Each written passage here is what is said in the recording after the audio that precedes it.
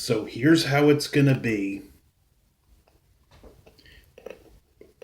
I've taken a blood sample from each of us, and I'm gonna find out who's human, who isn't. We both might be human. Neither one of us could be, but I know I'm human, and I'm gonna prove it because you see, blood from one of these things is an animal in and of itself. It will crawl away from a hot needle to save its life. Where blood from a man, it's just tissue. Now, first, I'm going to prove to you what I already know, and then I'm going to find out what you are, and we'll take things from there.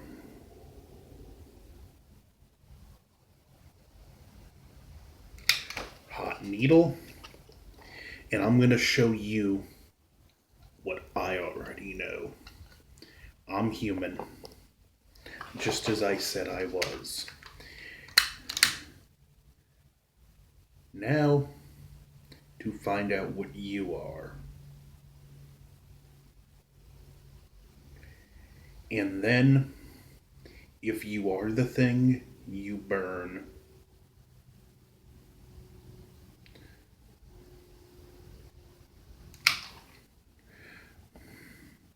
Here's your blood, and it appears you're human. Now, you may be human, but given the fact that I know what you're capable of, I'm still gonna leave you tied up. Now, it's time, Michael, for another review.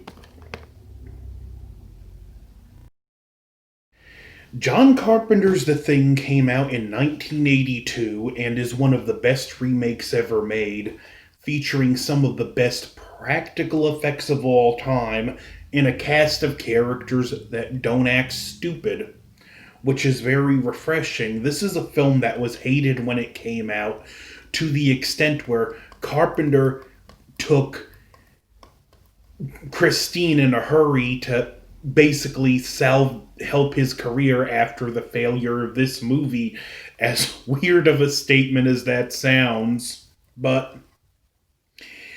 it was a film that over time through home video and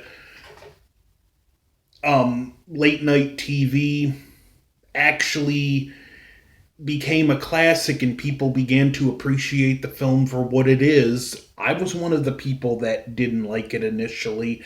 Now I realize the film is a masterpiece with some great suspenseful scenes, including the blood test I parodied in the skit in the beginning of the movie, which also has one of the film's two earned jump scares. That in the scene with Fuchs after the power goes out and someone run past the room he's in.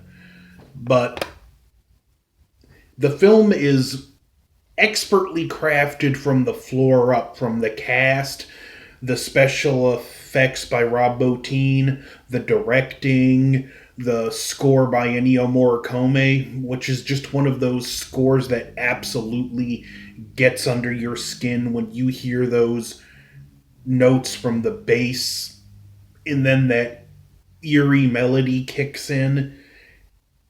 It enhances the atmosphere. The film actually begins with these two people in a Norwegian helicopter chasing a dog. They get killed and we quickly realize something is up with this dog. It's not right. Now, interesting fact, the dog was actually a half wolf, and they actually had to explain to the actors if the dog starts acting a little too strange, they gave them certain body language to do just, calm the dog down. So it was kind of a tricky proposition working for that dog, but it worked because something about this dog just seems off and unsettling, and later we find out it's the Thing, which is a shocking reveal. People knew something was up with that dog, but I don't think anyone was expecting what it was to happen. And we have this great whole who's the thing mystery throughout. There's plenty of directs and misdirects. Like they come up with a blood serum test, but someone gets to the blood. One of the characters goes crazy and may or may not be the thing, even though at the end he is the final thing. Was he infected at that point? Yes or no? No way to tell. Although I think Blair did get infected during the autopsy scene because there's like one brief shot, it looked like he got a little drop of blood on his skin, and it just takes one particle from the thing to start to become infected. So that's where I think he got infected. The characters are great, the actors all work really well together. One of the more interesting ones, like, there are backstories to these characters, and there's Palmer, who initially volunteers to take the helicopter to go visit the Norwegian camp, and, like, his backstory is he's a recovering drug addict, he's training to be a helicopter pilot, and he took time in the Antarctic to help with his sobriety.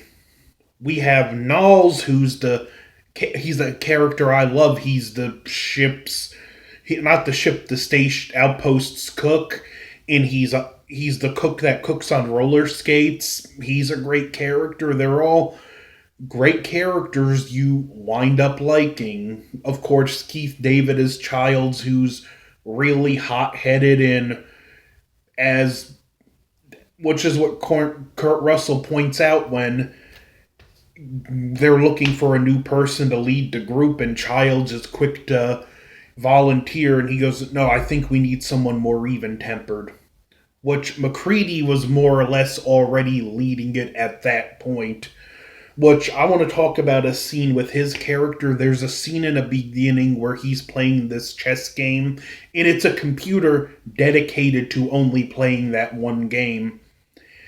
And after what was probably many times of losing, he gets mad, pours his drink in the computer, destroying it, and calls it a cheater. And it's a funny little scene, but the true genius of that scene is we are actually seeing what McCready will do in a no-win scenario in a low-stakes situation. His knee-jerk reaction is burn it to the ground, which comes into play later. And the film just builds off of tension. You'll have breaks. There's another moment I really like where Bennings is partially turned and they catch up to him and knock a drum of kerosene down, and he just lets off this chilling scream. In that scream, I don't think it was the thing doing it to be scary. It was the thing actually screaming in terror because it knew it was about to be burned alive. And that's another interesting thing. Fire only goes so far in killing the thing. Like, they'll torch it with the flamethrower, but there's still cellular activity. It can still infect. It's still alive. You would pretty much have to totally cremate the thing to stop it, which is another great aspect of the movie. And the creature itself, which again, the special effects are just phenomenal, and probably part of the reason the film wasn't too well received at the time. They were just more intense than people were prepared to see. I want to talk about one scene before we leave, and it's my favorite scene in the film. And after the one act of true stupidity in the movie, once the main group all proves they're the thing and they know they need to test Blair, they leave Childs at the outpost. Stupid.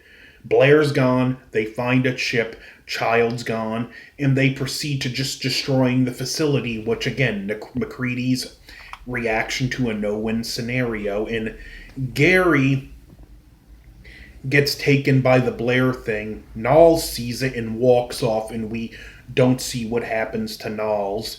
And McCready just looks the silent just looks, and it's just silence. He looks off into nothingness, wondering where the other two went, and knowing something was wrong, he lights his stick of dynamite, even though they had the whole facility ready to go.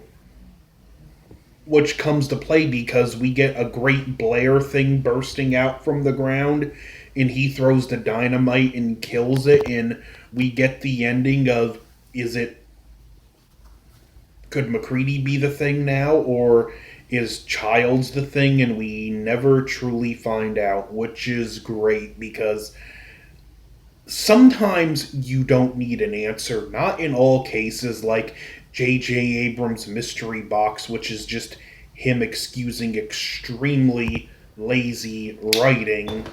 Instead, we get an unanswered mystery done right. The unsettled question, is the threat still alive? Is Earth safe?